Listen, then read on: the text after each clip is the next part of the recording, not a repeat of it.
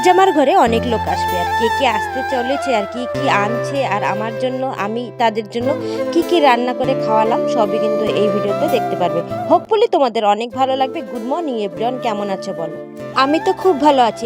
আজকে বাপের বাড়ির লোক আসবে বলে আর বিশেষ করে আমার মা আসবে বলে দেখো আমি সকালবেলা উঠে কিন্তু ঘর দুয়ার ঝাড় দিয়ে উঠান বাড়ি ঝাড় দিয়ে একদম ঘর দুয়ার পুছে টিপটাপ।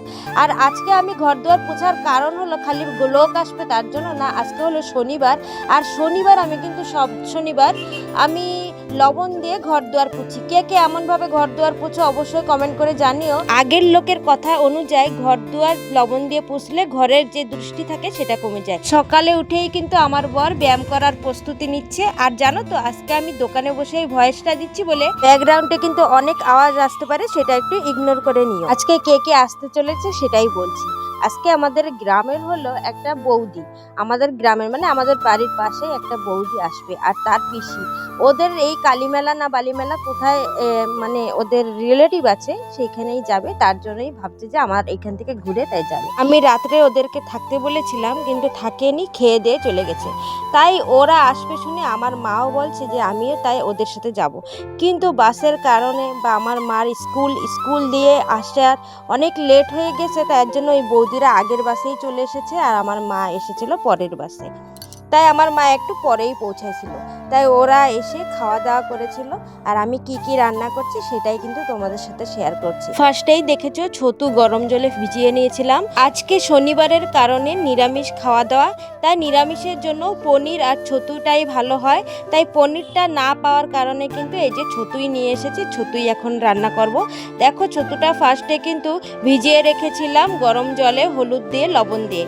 তারপরে ভিজানির পরে কিন্তু এটাকে ভালো করে ছোট ছোট করে কেটে একটু তেল দিয়ে ভেজে নিয়েছিলাম। আর আলুগুলোও ভেজে নিয়েছিলাম, ছতুর ভিতরে দেবো সেই আলু। তারপরে মশলাটা ভালো করে কষিয়ে কিন্তু এই যে ছতুটা ফাইনালি হয়ে গিয়েছে। আর দেখো কত সুন্দর কালারটা এসেছিল আর টেস্টিও অনেক হয়েছিল, সবাই খেয়ে বলেছে দারুণ হয়েছে। আর করেছিলাম বিনস আর আলু দিয়ে ভাজা আর তার সাথে ডাল আর মিষ্টি জন্য হলো চাটনি, মিষ্টি চাটনি আর কি। খালি বৌদি আসেনি, বৌদির ছেলে আর মেয়েকেও কিন্তু নিয়ে এসেছিল।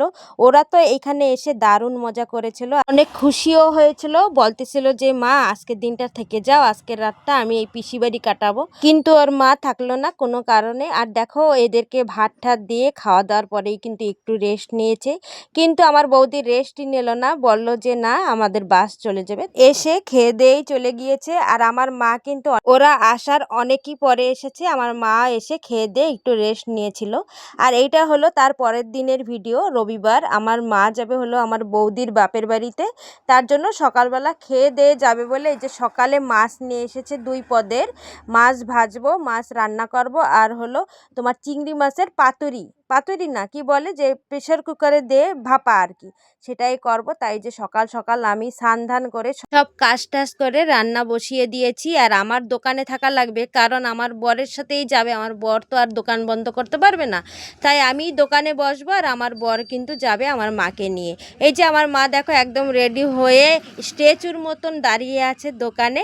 আমার বর রেডি হতে গিয়েছে, আমার বর রেডি হয়ে গাড়ি ফাড়ি নিয়ে আসবে আর আমার মা তখন যাবে আর আমি কিন্তু দোকানে বসবো।